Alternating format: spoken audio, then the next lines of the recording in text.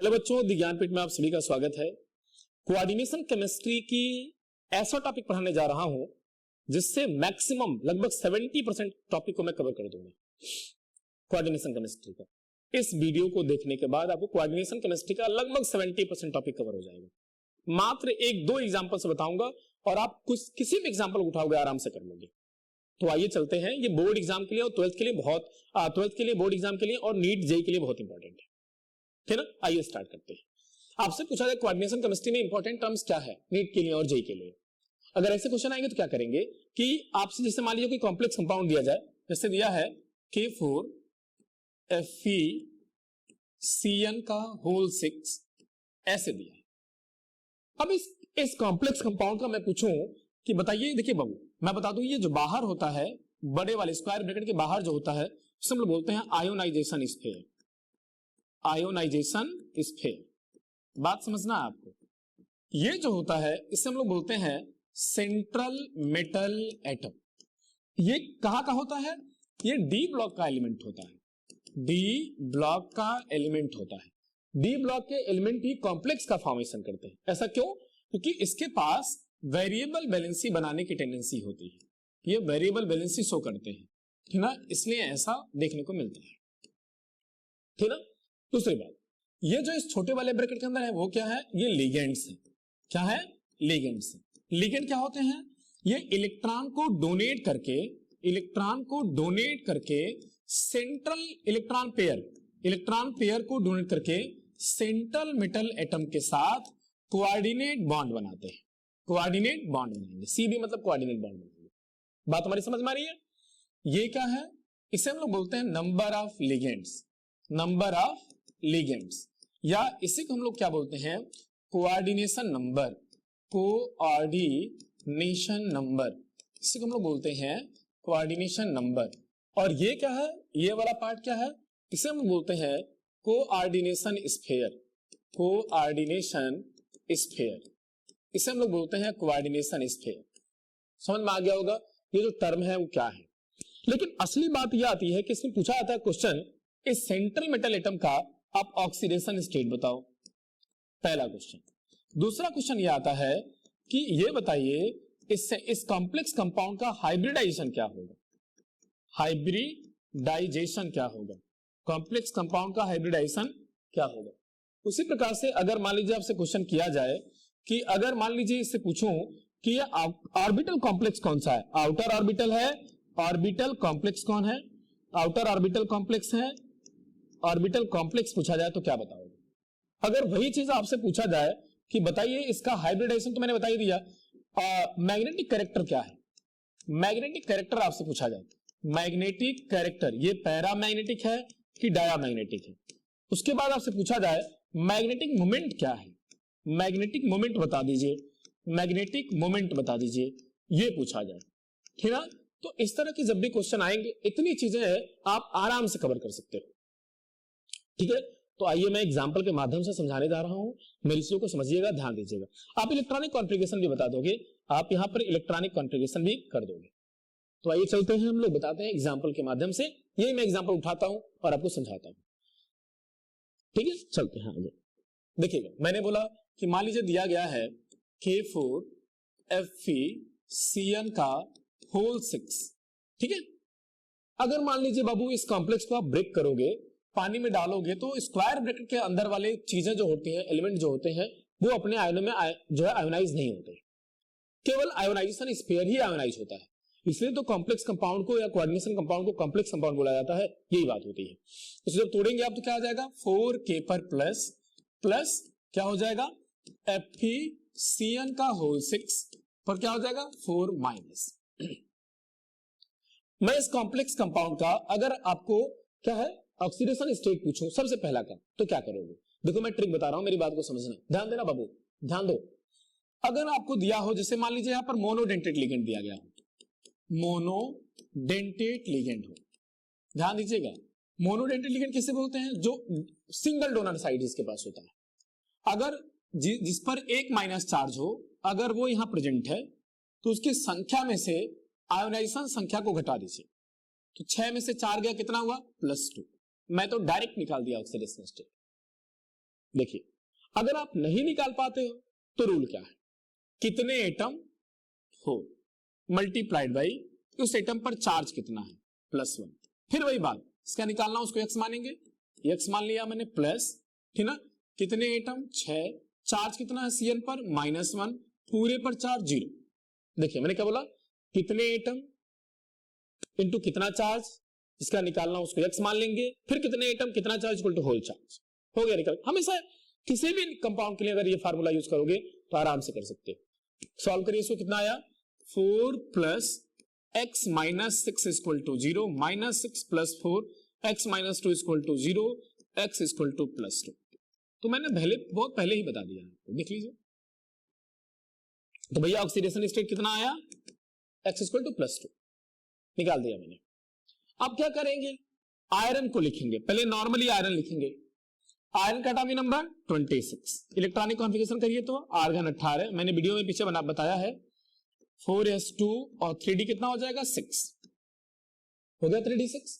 अब क्या करेंगे, इस पर चार्ज है +2, 26 में से 2 गया 24, कितना हो गया आर्गन 18, लोअर एनर्जी वाले में से 2 इलेक्ट्रॉन निकल गया 4s0 और ये हो जाएगा 3d6।